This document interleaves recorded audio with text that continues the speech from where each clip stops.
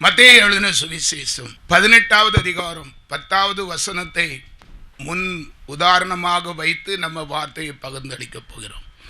இந்த சிறியாரில் ஒருவனையும் அற்பமாய் எண்ணாதபடிக்கு எச்சரிக்கையாய் இருங்கள்.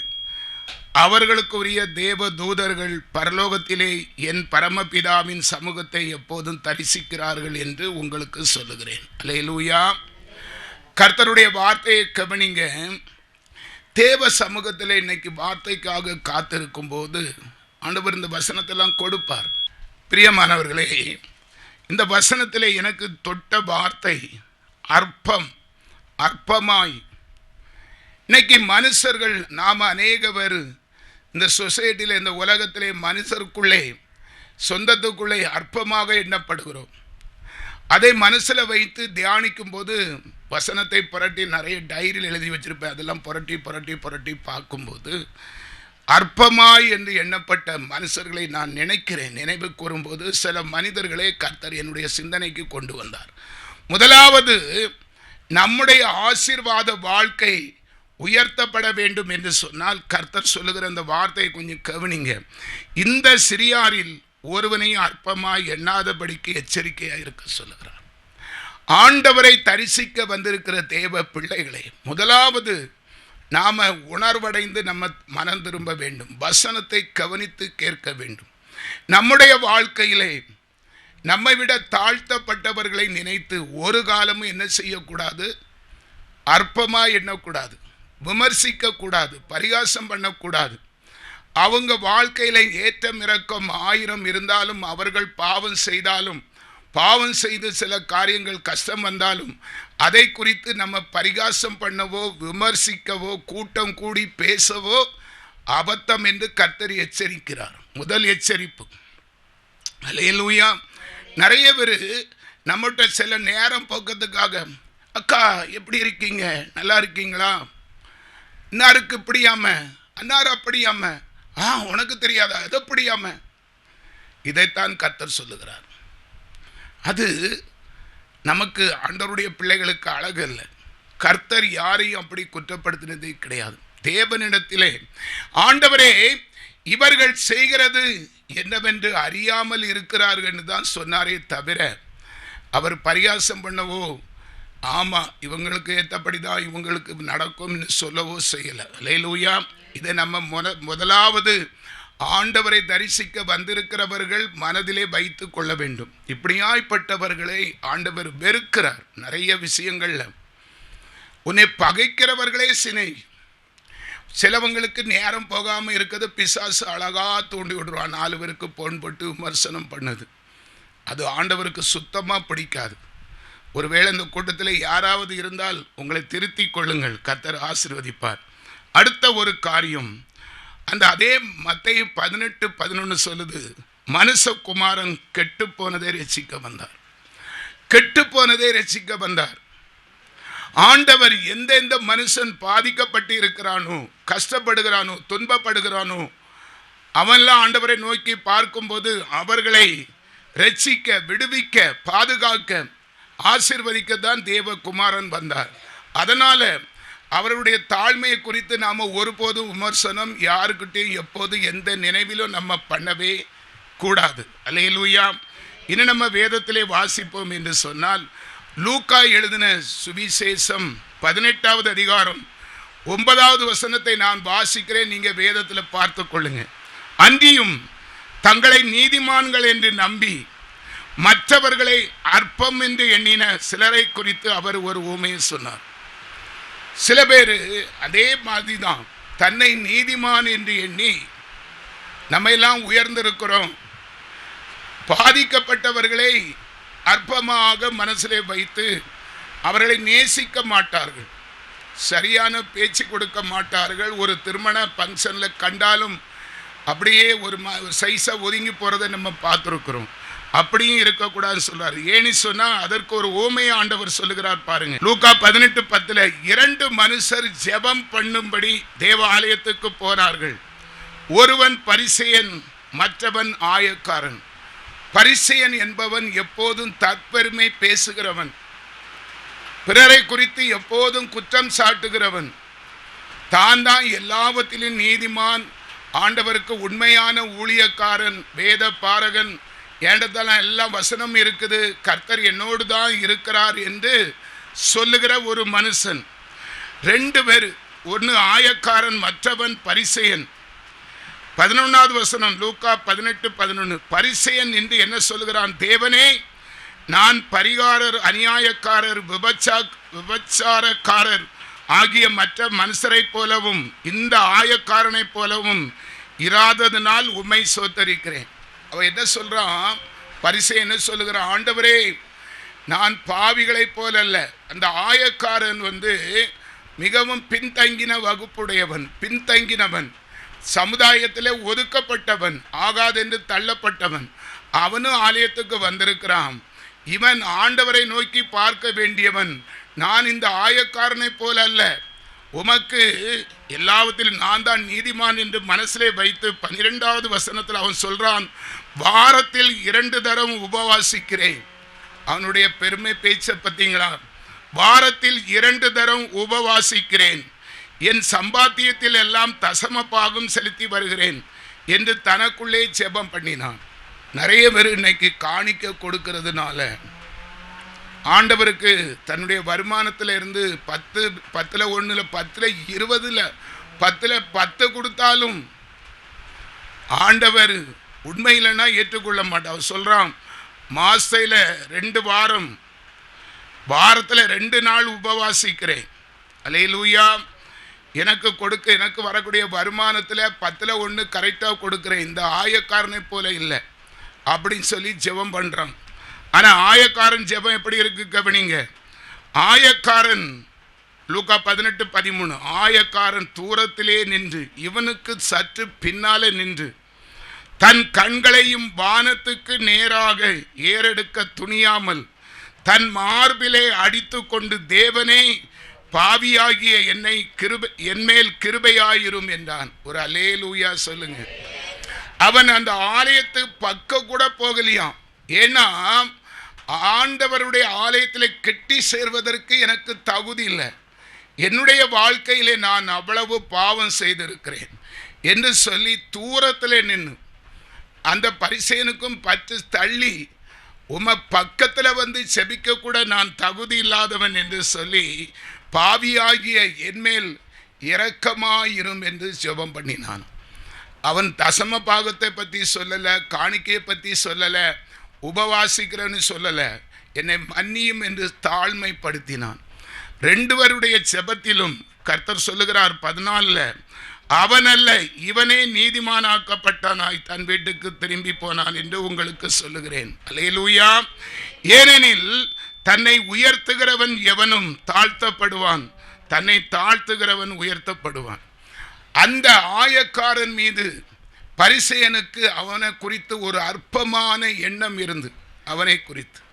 இன்னைக்கு நிறைய பேர் அப்படித்தான். தயவு செய்து சொன்ன வசனத்தை இப்போ நினைவுபடுத்துகிறேன். யார் எப்படி இருந்தாலும் நம்ம காரியத்தை மட்டும்தான் பார்க்கணும். நம்ம செய்த தவறே ஏராளம். அதே கட்டுக்கட்டாய் பாவ மூட்டையாய் ஒதுங்கி இருக்கும்போது அடுத்த ஆள் குடும்பத்தை பற்றி விமர்சனம் பண்ண ஒரு சொந்தக்காரங்களாக கூட இருக்கலாம், நேசிக்கிற நண்பர்களாக இருக்கலாம், யாராக இருந்தாலும் சரி, இந்த பொல்லாத காலத்தில் நம்ம காரியத்தை தீர்ப்பதற்கே நமக்கு 24 மணிக்கூறும் போதாது. அன்பானவர்களே, தேவ சமூகத்திலே கிடப்பதற்கு நமக்கே சமயம் பத்தாது. இதற்கு இடையில அடுத்த ஆள் எப்படி இருக்கா, அவ எப்படி இருக்கா, அவ எப்படி இருக்கான்னு நம்ம விசாரித்தால் நம்ம சோரம் போகும். ஆண்டவர் யாரை குறித்து சாட்சி கூறுகிறார்? ஆயக்காரனை, ஒண்ணுமில்லாதவனை, தரித்திரனை, ஏழையை, படிப்பில்லாதவனை, புறம்பாக்கப்பட்டவனை, சமுதாயத்திலே ஏற்றுக்கொள்ள தகுதி இல்லாதவனை ஆண்டவர் உயர்த்தினார். அவனல்ல, இவனே எனக்கு பிரியமானவன். தயவு செய்து கிறிஸ்தவத்தை பரலோகம் கவனிக்கிறது.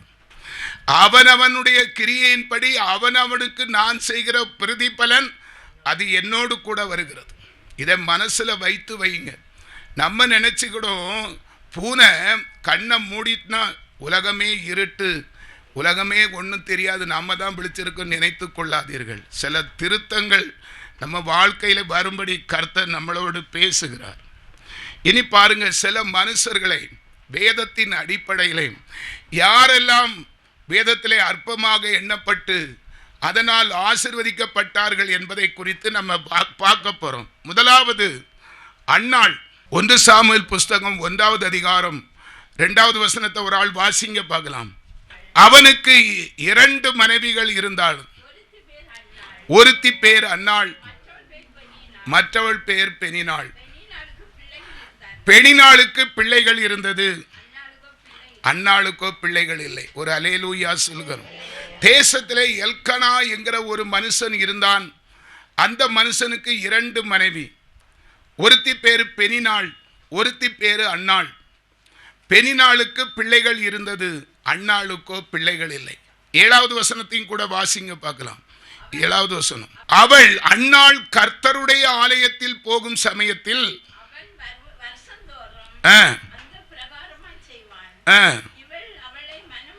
பெனினாள் அன்னாளை மனமடிவாக்குவாள். அப்பொழுது அவள் சாப்பிடாமல் அழுது கொண்டே இருப்பாள். அல்லேலூயா.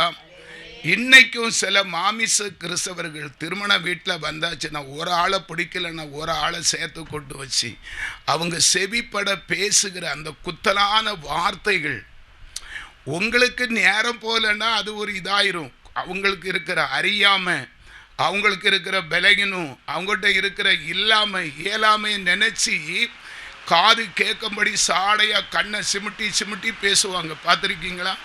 திருமண வீடு, விசேஷ வீடுகளில் அப்படி பேசும்போது பாதிக்கப்பட்ட பெண்ணோ ஆணுக்கோ எவ்வளவு வேதனையாக இருக்கும். பெனினாள் ஆலயத்துக்கு கர்த்தரை தேடி போகும்போது அவள் தனக்கு பிள்ளை இருக்கிற என்கிற பெருமையிலே அன்னாளை வருந்தத்தக்கதாக அவள் குத்தலாக பேசினாள். அன்னாள் அதை நினைச்சு எப்போதும் அழுது கொண்டே இருப்பாளாம். அந்த அழுகை பரலோகத்துக்கு எட்டும். அல்லேலூயா. என் மகள் என்னுடைய சமூகத்திலே அழுகிறாள். இந்த மகளுடைய அழுகைக்கு காரணம் யாரு? ஆண்டவர் பாப்பார். நீ பாதிக்கப்படுவாய். அன்பானவர்களே, ஆண்டவர் ஃபர்ஸ்ட்ல சொன்ன வசனத்தை தான் எல்லாத்திலையும் அடங்கி வச்சிருக்கிறார். அதனால யாரையும், இந்த சிறியாரில் யாரையும் நம்ம என்ன செய்யக்கூடாது? அற்பமா எண்ணக்கூடாது. அந்த 10வது வசனம் வாசிங்க. அவள் போய் மனம் கசந்து மிகவும் அழுது கர்த்தரை நோக்கி விண்ணப்பம் பண்ணினாள். அன்னாள் பெனினாளுடைய வார்த்தை, குத்தலான நக்கலான உள்ளத்தை ஈட்டியாலே தொலைக்கிற அந்த வார்த்தையினாலே வேதனைப்பட்டு அழுதாள். அதோடு அவள் நிற்கவில்லை. ஆலயத்துக்கு போய் ஆண்டவருடைய சமூகத்தில் சொல்லி சொல்லி அழுதிருப்பா. அப்படிதானே? ஆண்டவரே, 4 பேர் கூட்டத்தில் பெனினாள் என்னை சாட மாடையா குத்தலா பேசினதை பாரும் என்று சொல்லியிருப்பாள். சொல்லாம இருக்க மாட்டாள். அதனால ஆண்டவர் என்ன செய்தார் நம்ம பார்க்க போறோம். அன்னாள் மனம் கசந்து தேவனிடத்திலே அழுவாள். காயின் ஆபேலை கொலை செய்யும் போது ஆபேலுடைய ரத்தம் பரலோகத்திலே கேட்டதாம். அவன் சாகும் தருவாயில, ஆண்டவரே நான் தப்பே செய்யல, என் சகோதரன் என்னை கொலை செய்கிறான், நீர் பாரும் என்று சொல்லியிருப்பான் மரண தருவாயில. எனக்கு அன்பானவர்களே, அந்த பெனினாளுடைய நேரப்போக்குக்காக குத்தலான பேச்சு பரலோகத்தை எட்டினபடினால் என்ன நடந்தது? 20வது வசனம் வாசிங்க. 1 சாமுவேல் 20வது வசனம். சில நாட்களுக்கு பின்பு அன்னாள் கர்ப்பவதியாகி ஒரு குமாரனை பெற்று கர்த்தரிடத்தில் அவனை கேட்டேன் என்று சொல்லி அவனுக்கு சாமுவேல் என்று பெயரிட்டாள். ஒரு அல்லேலூயா சொல்லுங்க. சத்தமா ஒரு அல்லேலூயா சொல்லுங்க. இன்னைக்கும் பிரியமானவர்களே, அந்த அன்னாள் அற்பமாய் எண்ணப்பட்டது போல நீங்கள் வாழுகிற இடத்திலே, நீங்கள் ஜீவிக்கிற இடத்திலே மனுஷர்களாலே, சில விசுமிகளாலே, பரியாசம் பண்ணுகிறவர்களாலே, அகந்தை உள்ளவர்களாலே நீங்கள் மனமடிவாய் போகத்தக்கதாக உங்கள் பேசலாம். எல்லாவற்றையும் பரலோகம் கவனிக்கிறது. நாம் எதிர்த்து வழக்காடக்கூடாது. நான்லாம் முந்தி அப்படிதான், முந்தி சண்டை போடுவேன். இப்போ எல்லாம் ஆண்டவர் சமூகத்தில் அல்லேலூயா. ஆமாம், நான் சொல்லிடுவேன். பாதிக்கப்பட்டால் கண்டிப்பாக சொல்லுவேன், ஆண்டவரே நீர் தான், அல்லேலூயா. அதனால் யார்கிட்டையும் நான் கோவப்படுவதும் கிடையாது, ஏன் இப்படி சொன்னீங்க நீ விசாரிப்பும் கிடையாது. நானும் பிறரை மனதறிஞ்சி நான் குற்றப்படுத்துவதும் கிடையாது. அல்லேலூயா. கர்த்தர் அப்பதான் நம்மை கவனித்து ஆசீர்வதிக்க முடியும். அந்த பெனினாளுடைய நிலைமை, அந்த நிலைமையை குறித்து சொல்லல. அந்த பெனினாள் வெட்கப்பட்டிருப்பாள். ஒரு காலத்தில் என்ன சம்பவம் நடந்தது? 1 சாமுவேல் 2வது அதிகாரம் 21வது வசனத்தை நான் வாசிக்கிறேன், கவனிங்க. அப்படியே கர்த்தர் அன்னாளை கடாட்சித்தார். அவள் கற்பந்தரித்து 3 குமாரரையும் 2 குமாரத்திகளையும் பெற்றாள். சாமுவேல் என்னும் பிள்ளையாண்டான், கர்த்தருடைய சந்நிதியில் வளர்ந்தான். அல்லேலூயா சொல்ல முடியுமா உற்சாகமாய்? பெனினாள் அன்னாளுக்கு 5 குழந்தை, 3 குமாரர் 2 குமாரத்தி. அதுல விசேஷம் என்னன்னா, சாமுவேல் என்கிற பிள்ளையாண்டான் கர்த்தருடைய சந்நிதியிலே. பெனினாளுக்கு அப்பேற்பட்ட சிலாக்கியமாக ஒன்றும் சொல்லப்படவில்லை. அவளுடைய புத்தியினத்தினால. எல்கனாவுடைய வாரிசு தாங்க. எல்கனா என்கிற ஒரு நீதிமானுடைய பெஞ்சாதி தான். உன் புத்தியினத்தினால, மதியினத்தினால, ஆண்டவர் விரும்பத்தகாத காரியத்தை பிறரை குறித்து அற்பமாய் பேசினதுனால, பிள்ளை இல்லாத மலடியை அற்பமாய் எண்ணினவளை 5 பிள்ளைக்கு தாயாக்கினார். 1 கேட்டார், 5 கொடுத்தார். அல்லேலூயா சொல்லுங்க. இன்னைக்கு நீ தேவனுக்கு பயப்படுகிற மனுஷியாய் இருந்து, ஊரார் உலகம் 1000 சொல்லட்டும், பக்கத்து வீட்டுக்காரர்கள் பரியாசம் பண்ணட்டும், ஓயாமல் உன்னை கண் சிமிட்டட்டும், குத்தலாய் பேசட்டும், நக்கலாய் பேசட்டும், வார்த்தையாலே உன்னை துன்பப்படுத்தட்டும், கண்டுக்கவே செய்யாது. கர்த்தரை துதி. சில பேர் குடும்பத்தில் கூட சில மனுஷி அப்படி ஒதுக்கிடுவாங்க. ஒன்றுக்கு ஆகாது, லெப்ப மரமண்டை அப்படின்னு சொல்லி. அவங்களுக்கு கொஞ்சம் அழகு இருக்கும், கொஞ்சம் அறிவு இருக்கும், படிப்பு திறமை இருக்கும். சிலருக்கு படிப்பே வராது. குடும்பத்தில் கூட ஏன் நம்ம தாவீதை பார்க்குறோமே, ஈசாய்க்கு 8 பிள்ளைகளுக்கு தாவீதை மட்டும்தான் ஆடு மேய்க்க விட்டான். அதே போல குடும்பத்தார், ஒரு சொந்த குடும்பத்தார், உன் உறவு, உன் தாய் தகப்பன், உன் சகோதரன், அல்லேலூயா, உன்னை ஒரு அற்பமாய் நினைத்திருக்கலாம். இயேசுவின் நாமத்தில் தரிசனமா சொல்லுகிறேன், அந்நாளே போல நீங்க வெறுக்கப்பட்டு இருக்கலாம். ஆண்டவர் ஒருவர் பார்த்து கொண்டிருக்கிறார். நாளானது வரும், அதி சீக்கிரத்திலே, சில நாளைக்குள்ளே அற்பமாய் எண்ணப்பட்ட அந்நாளுடைய செபத்தை கேட்டு ஒரு தீர்க்க தரிசியை கொடுத்த ஆண்டவர் இன்றைக்கும் அதே ஆண்டவர் தான் உயிரோடு இருக்கிறார். இயேசுவின் நாமத்தில் ஆணித்தரமா சொல்லுகிறேன், மாற்றம் இல்லை. அந்நாளுக்கு அற்புதம் செய்த அதே ஜீவனுள்ள ஆண்டவர் இன்றைக்கும் கிரியை செய்ய வல்லவரும் நல்லவருமாய் இருக்கிறார். அன்பானவர்களே, புதிய ஏற்பாட்டு நாயகர் நமக்காக பரிந்து பேசுகிற கிறிஸ்து நமக்கு துணை செய்கிறார். நீயும் அவரோடு அன்புள்ள உள்ளங்களாய் குற்றப்படுத்துகிறவர்களை குற்றப்படுத்தாதபடி ஆண்டவரை மட்டும் நோக்கி அந்த ஆயக்காரனை போல, ஆண்டவரே என்னிடத்தில் இத்தனை பாவம் இருக்குதோ தெரியலப்பா, என் பாவத்தை மன்னியும். நம்ம பாவமே கெட்டுக்கட்டாய் இருக்கிறதே, அதை சொல்லி இந்த அன்னாளை போல அழுது மனம் கசந்து ஜெபம் பண்ணி பாரு. அதான் சொன்னேன், இருதயம் நொறுங்குதல், மனம் கசந்து. மனம்னா இருதயம். அந்த இருதயம் கசந்து நொறுங்கி அப்படி பஸ்பமாகி அப்படி நெருங்கி செபிக்கிற செபங்க தான். சிலவங்கள ஆண்டவரே அப்படி சில நேரம் நாம் பெருமூச்சு விட்டால் கீழே மூச்சு வர்றதுக்கு சில நொடிகள் ஆகும். அப்படி ஏங்கி கர்த்தருடைய சமூகத்தில் ஒரு அல்லேலூயா சொல்லுங்க. 1 கேட்ட சாமுவேலுக்கு 5 வரை கொடுத்து ஆசீர்வதித்த கர்த்தர். அடுத்தால ஒரு அற்பமான மனுஷன், நெகேமியா தீர்க்கதரிசி புஸ்தகம் 4வது அதிகாரம் 2வது வசனத்தை நான் வாசிக்கிறேன், கவனிங்க. அந்த அற்பமான யூதர் செய்கிறது என்ன? அவர்களுக்கு இடம் கொடுக்கப்படுமோ? பலியிடுகிறவர்களோ சுட்டரித்து போடப்பட்டு மண்மேடுகளான கற்களுக்கு உயிர் கொடுப்பார்களோ என்று தன் சகோதரருக்கும் சமாரியாவின் சேனைக்கு முன்பாக சொன்னார். ஒரு மனுஷன், நெகேமியா, ஆண்டவருடைய ஆலயம் இடிக்கப்பட்டு கட்டுமானம் இல்லாமல் திறந்து கிடக்கிறது. அதனால அவன் மனஸ்தாபப்பட்டு அநேக யூதர்களை கூட்டி சேர்த்து, வாருங்கள் சேர்ந்து கட்டுவோம், ஆண்டவருடைய ராஜ்யத்தை வாருங்கள் சேர்ந்து கட்டுவோம், ஊழியம் செய்வோம், பாடுவோம், சுவிசேஷ அறிவிப்போம், கர்த்தர் நமக்கு செய்ததை வேத வசனத்தோடு சாட்சியாக அறிவிப்போம். அப்படிதான், அதான் வாருங்கள் சேர்ந்து கட்டுவோம் என்று சொல்லி அந்த நெகேமியா அவன் ஒரு அரசாங்க உத்தியோகஸ்தகன்.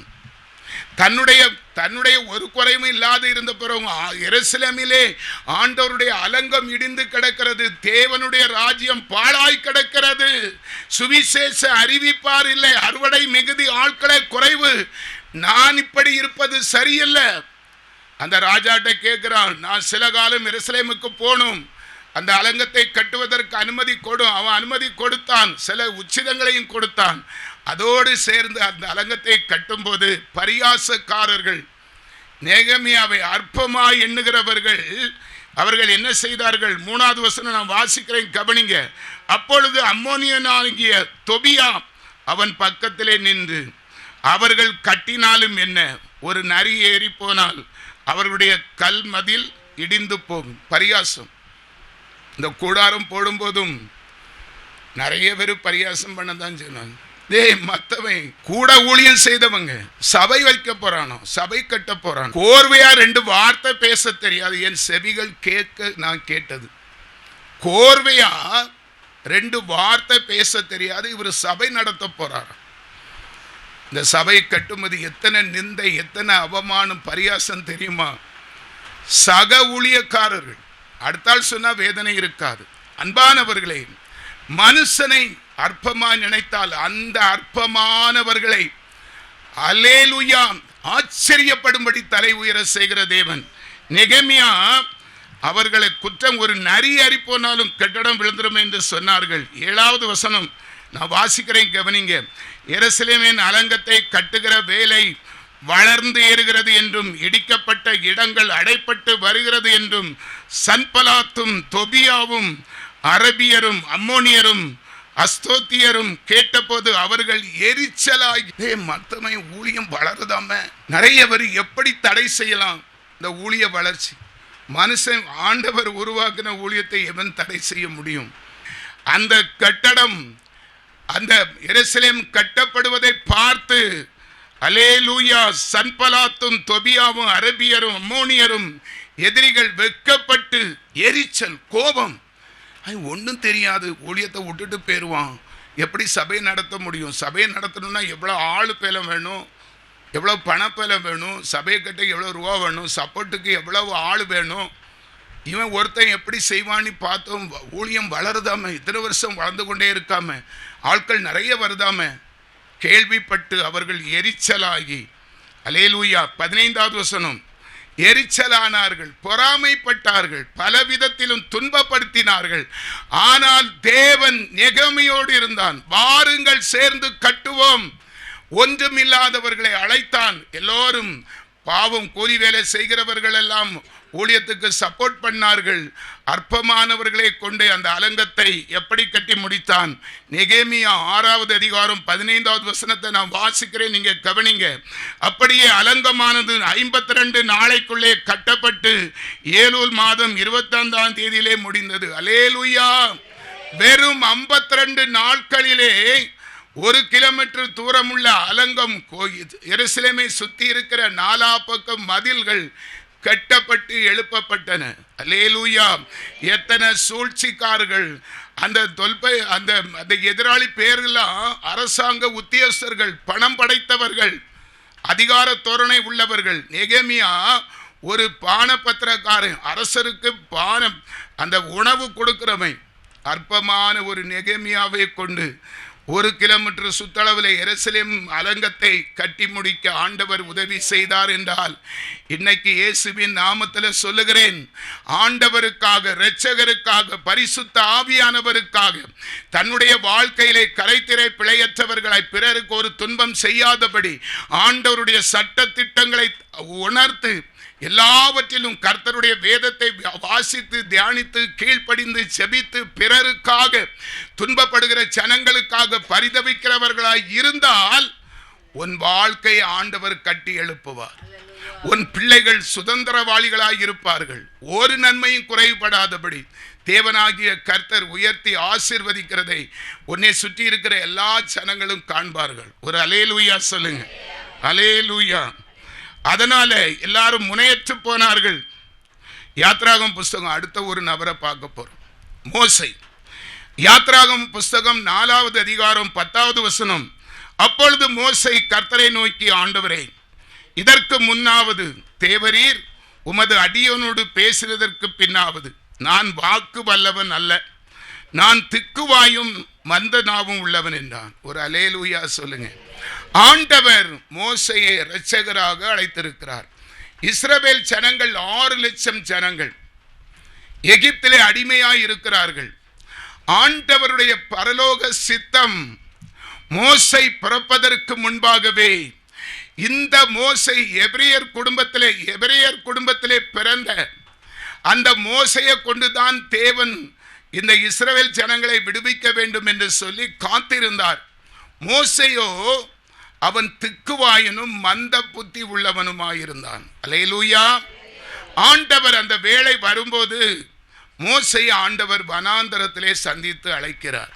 மோசை அதுக்கு சொல்றான், ஆண்டவரே, நான் வாக்கு வல்லவன் அல்ல, நான் திக்குவாயும் மந்தனாவும் உள்ளவன், என்னால முடியாதுன்னு சொல்றான். அல்லேலூயா. அதற்கு ஆண்டவர் என்ன சொன்னார்? 11வது வசனம், யாத்ராகமம் 4:11.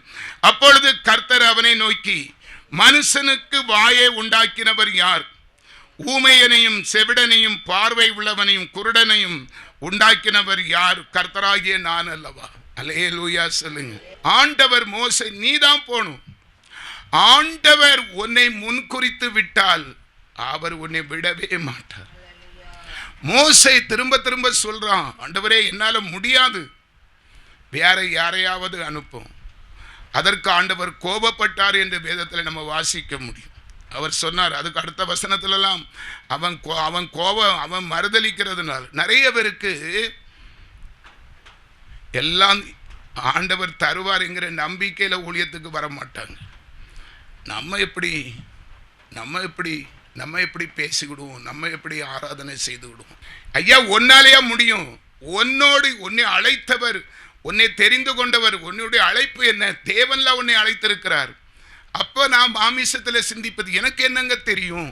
கோர்வையா அந்த ஊழியக்காரன் சொன்னது போல 4 வார்த்தை பேச தெரியாது. உண்மை. படிப்பில் ABCD Z வரை எனக்கு சொல்ல தெரியாது. ஒரு செல்லில் வர மேட்ரை பார்க்க தெரியாது. ஒண்ணுமே தெரியாது. மொத்த மாங்கா. இந்த அற்பமான மனுஷனையும் ஆண்டவர் ஆவியானவர் உன்னை ஏவ தொடங்குவார், ஆவல் உண்டு பண்ணுவார். செய்து பாரு, செய், பேசு. ஆண்டவர் சவுலை சொன்னார், நீ எல்லா மனுஷருக்கும் முன்பாக சாட்சி ஆவாய். சவுலை போல துன்மார்க்கனுமாய் ஆண்டவருடைய பிள்ளைகளை அடிக்கிறவனும் துன்பப்படுத்துகிறவனும் கொடுமை செய்கிறவனும் பரிசுத்த வேதத்தை கிழிக்கிறவனும் முட்டாளுமாய் இருந்த என்னை அவர் ஏவ தொடங்கினார். ஏவல். நான் எல்லாம் படிச்சுக்கிட்டா போய் ஊழியம் செய்தேன். நிறைய பேருக்கு எவ்வளவு சொன்னாலும் அதை முயற்சி பண்றதுக்கு மனம் இல்லை. அதான் மாமிசம்.